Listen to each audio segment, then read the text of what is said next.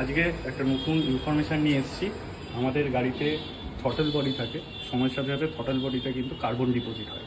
তো যেটা আমরা 15 থেকে 17,000 কিলোমিটার পরে একবার করে থ্রটল বডি ক্লিন করি।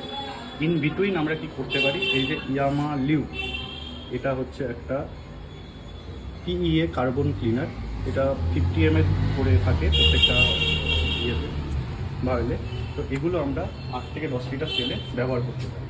এইটা এর আগেও আমি একবার ব্যবহার করেছি, এছাড়া অন্যান্য কোম্পানিরও আছে, লিকুইমলিও আছে, সেটাও একবার ব্যবহার করেছিলাম। কিছুটা রেজাল্ট পাওয়া যায়, থ্রটল রেসপন্সটাকে একটুখানি বেটার করে আগের থেকে। এগুলো 163 টাকা করে পাওয়া যায় প্রত্যেকটা বোতল।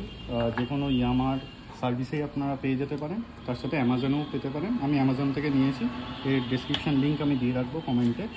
এরকম নিয়ে 8 থেকে 10 লিটার মতো তেল যেন থাকে।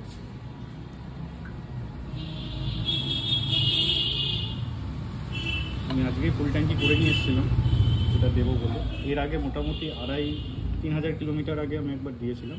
রেকমেন্ডেড 3 থেকে 4,000 কিলোমিটার একবার করে এগুলো 8 থেকে 10 লিটার তেলে ব্যবহার করা, আর 15 থেকে 17,000 কিলোমিটার একবার করে গাড়ি থ্রটল বডি কার্বন ক্লিন করানো।